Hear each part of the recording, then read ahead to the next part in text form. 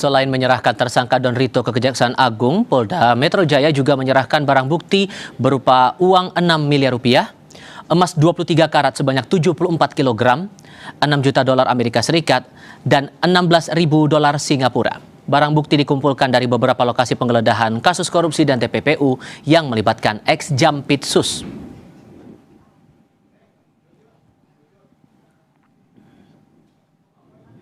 Hari ini satu tersangka, Don Rito, sudah diserahkan dan ditahan Kejaksaan Agung. Sementara tersangka lainnya, yakni mantan Jampitsus Febri Adriansyah, baru dipanggil untuk pemeriksaan oleh Kejaksaan. Lalu apakah Don Rito berani mengungkap siapa saja yang terlibat dalam kasus ini dan apakah penyidikan ini bisa mengusut pemilik uang dan emas yang ditemukan termasuk di rumah mantan Jampitsus Febri Adriansyah? Saya akan berdiskusi bersama Guru Besar Universitas Bhayangkara Profesor Hemawan Sulistyo atau Prof. Kiki dan pakar hukum pidana tindak pidana pencucian uang Yenti Garnasih. Selamat sore semuanya, dengan Tifal di sini. Halo, kok saya nggak ada suaranya? Suara saya terdengarkah, Bu Yenti, Prof. Kiki? Bu Yenti, Prof. Kiki. Kita akan coba sambungkan kembali sambungan komunikasi kami dengan para narasumber yang bergabung saat ini. Ada Guru Besar Universitas Bhayangkara Hermawan Sulistyo dan pakar hukum pidana pencucian uang Yenti Garnasih. Selamat sore semuanya. Suara Tifal terdengarkan untuk saat ini, Bapak Ibu? Terdengar. Oke. Tapi beritanya dari tadi nggak bisa saya ikuti, nggak ada suaranya. Oke, nanti saya bantu kalau begitu. Terima kasih sebelumnya sudah mau bergabung bersama kami, Bapak Ibu sekalian. Prof. Kiki, begini, ada kan satu tersangka Don Rito sudah ditahan. Sekarang sudah diserahkan kepada Kejaksaan Agung. Tapi satu tersangka lain, ex-Jampitsus ini belum kunjung ditahan, bahkan baru dikasih surat panggilan pemeriksaannya hari ini. Anda melihat ada perlakuan berbeda untuk penanganan kasus untuk kedua tersangka ini?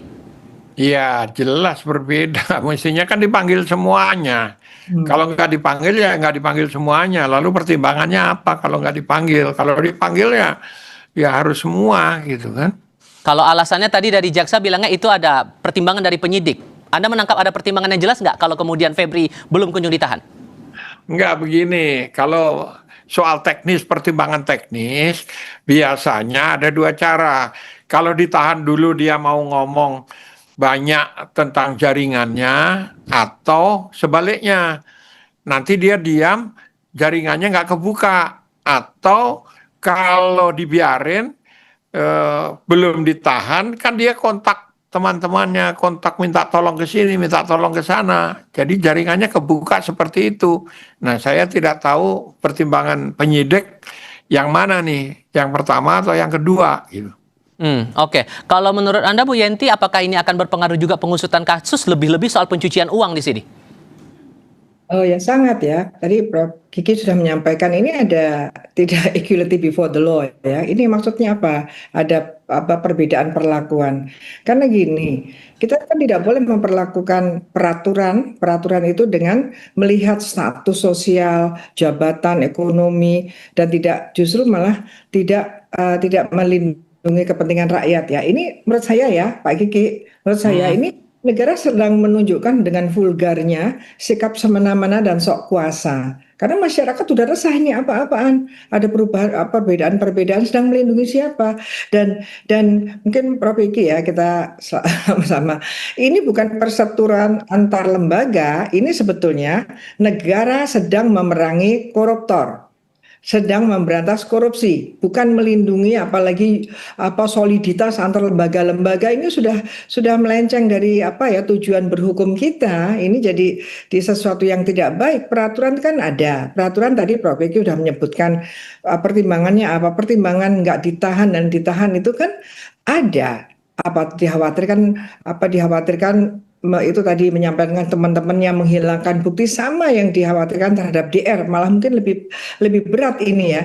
Jadi tolonglah kalau peraturan-peraturan tertulis itu sering tidak dipatuhi, bahkan tidak diperlakukan dengan tegas dan penuh integritas, ya aturan tertulis itu hanya sebagai teks mati aja yang tidak ada gunanya untuk masyarakat, untuk tujuan kita bernegara dengan baik, anti korupsi. Bahkan ini bertentangan dengan semangatnya Presiden Prabowo yang setiap pertemuan mengatakan pemberantasan korupsi adalah kita perangi, pemberantasan korupsi segala-galanya untuk kita. Nah, ini gimana? Meskipun sudah ada satu pihak swasta yang ditahan, Bu.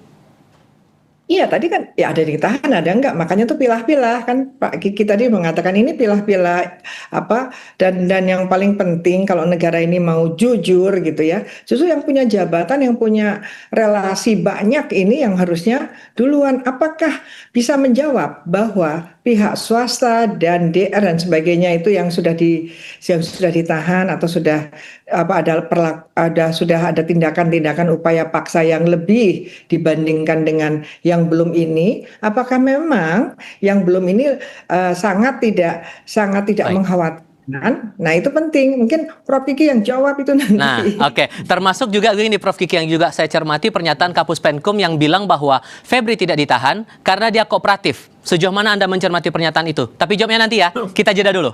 Tetap di Kompas TV, saudara. Prof Kiki dan Bu Yenti masih bergabung dengan saya dalam diskusi kami sore hari ini. Prof Kiki, kalau merujuk pernyataan Jampitsus yang menyebut Febri tidak ditahan, alasannya salah satunya karena kooperatif. Masuk akal nggak menurut Anda? Itu kura-kura dalam perahu itu. Udah pura-pura tidak tahu. Oh, semua orang tahu kok. Ini hari gini nggak mungkin kita itu menutup-nutupi kayak gitu. Nah, silahkan publik menilai dan membantu mengarahkan apakah Jaksa Agung Muda yang baru ini takut atau ada kepentingan lain. Kalau takut kepada siapa? Dia sudah Jaksa Agung Muda.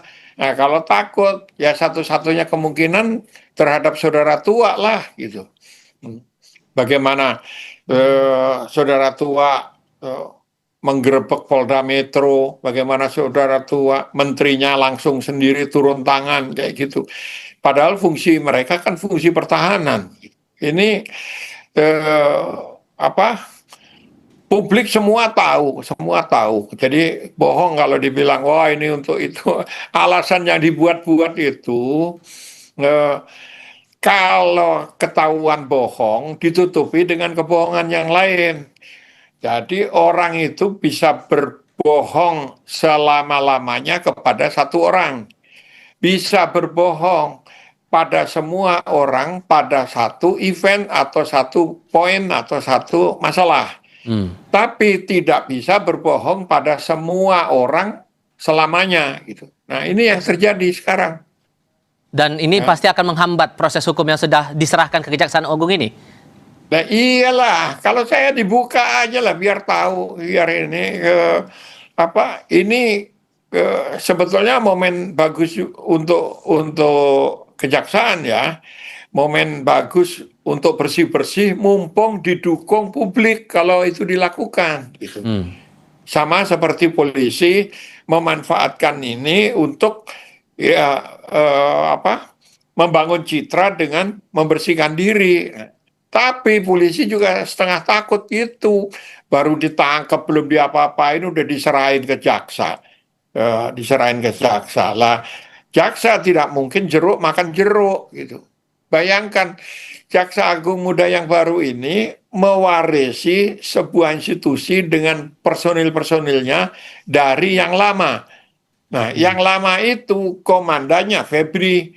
Nah, bayangkan, lalu dia membuat tim nanti untuk memeriksa mantan komandannya.